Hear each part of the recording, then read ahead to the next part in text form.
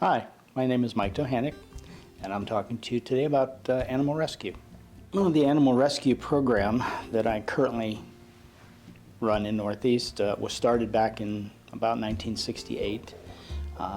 At the time, I was teaching school here, 7th grade science, and when people would find an injured animal somewhere or something that needed to be taken care of, they would call me.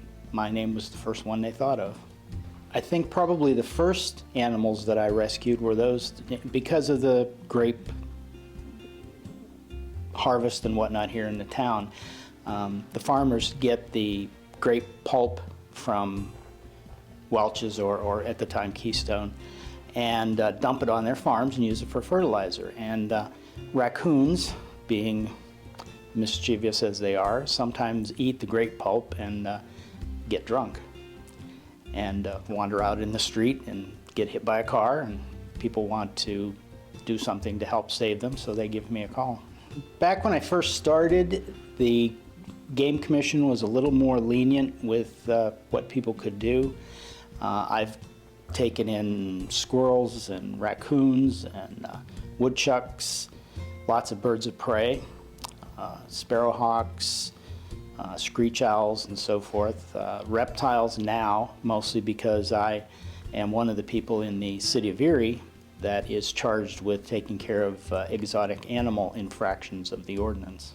It's unusual in the city, you would think, for people to have animals, reptiles, that normally you would not keep as pets. I've confiscated numerous alligators, tortoises, copperheads, rattlesnakes. There are a lot of people in the city who still have reptiles, but at this point they've not come into violation of the ordinance, and therefore, as long as they're not in violation, there's really not much I can do about it. Well, I feel animal rescue is important because a lot of the veterinarians in the area don't have the expertise to take care of those animals. I actually went to college right after high school and finished a program in pre-veterinary medicine. And that was my supposed calling. It didn't turn out that way. I got sidetracked into teaching, and I spent 18 years in teaching instead. But I used my skills that I learned in pre-veterinary medicine to help take care of injured animals mostly. At the time, the policy of the Game Commission was if they went anywhere and got an animal that was injured, was to simply dispose of it. And I wanted to give most of those animals a fighting chance. Lots of stories come to mind concerning animals that I've rescued.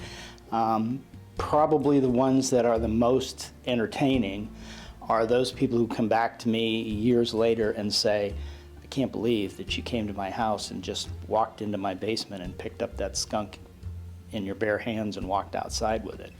I've actually had people that have helped me with animal rescue who just are in amazement that I've never been sprayed, never been bitten, never had a problem with any animal. I have had a few that have gotten to the point of maturity where I had to release them sooner than I should have. And sometimes they do okay and sometimes they don't. That comes with the territory also.